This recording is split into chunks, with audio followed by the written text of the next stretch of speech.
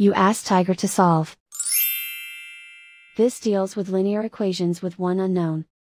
The final result is x equals 6. Let's solve it step by step. Group all x terms on the left side of the equation. Subtract 2x from both sides. Group like terms. Simplify the arithmetic. Group like terms.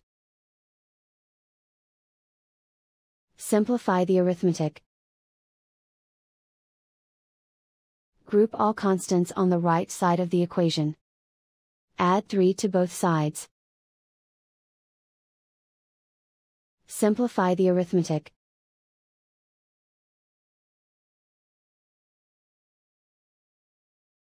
Isolate the x. Divide both sides by 3. Simplify the fraction. Find the greatest common factor of the numerator and denominator. Factor out and cancel the greatest common factor. And so the final result is x equals 6.